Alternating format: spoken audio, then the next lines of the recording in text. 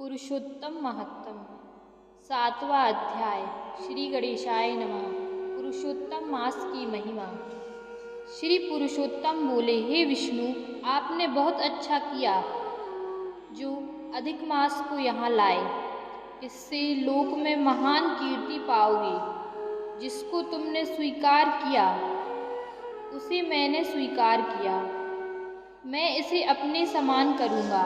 मेरे समान गुणवान यानी जैसे मैं लोक में प्रसिद्ध हूँ, वैसे ही यह भी पुरुषोत्तम नाम से विख्यात होगा।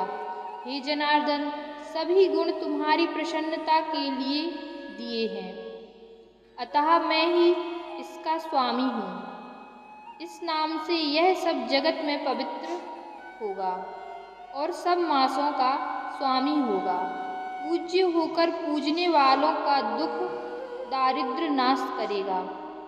इच्छा रहित या इच्छा वाला जो कोई अधिक मास को पूजेगा, वह पाप कर्मों को भस्म करके निसंशय मुझे पावेगा। पुरुषोत्तम के भक्त केवल मास भर में जरा मृत्यु से रहित हो बिना श्रम ही हरि के पद को पा जाते हैं। सब साधनों में श्रेष्ठ, सब काम अर्थ की सिद्धि देने वाला यह पुरुषोत्तम मास सेवन योग्य है।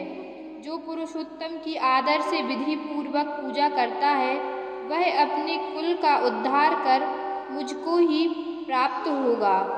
वह संसार में जन्म मृत्यु भय से आकुल आदि व्याधि से घिरा हुआ फिर मनुष्य जीवन नहीं पाता। इसके भक्तों की चिंता रात दिन मुझको है। इसके भक्तों की कामना मुझको ही पूर्ण करनी है। हे विष्णु, मेरे आराधन में मुझे पुरुषोत्तम मास का आराधन प्रिय है। मैं अपने भक्तों की वांछा पूरी करने में कभी विलंब नहीं करता।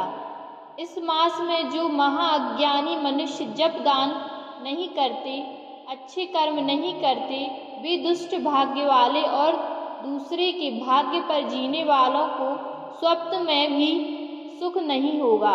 इस लोक में मनुष्य पुत्र पौत्र स्त्री इनसे महादुखी है और दुख रूपी दावानल को प्राप्त है।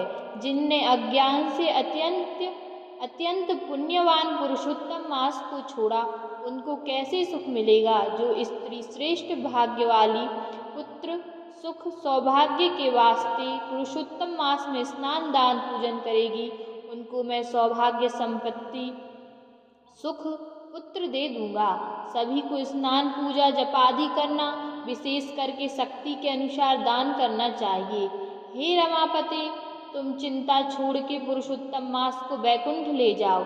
सूत जी बोले, इस प्रकार विष्णु भगवान रसीले वचन सुनकर बड़े आनंद से अधिक मास का हाथ पकड़ के नवीन मेघ के समान श्याम कांति वाले देव को नमस्कार कर गरुड़ पर बैठ शीघ्र अपने धाम को चले गए।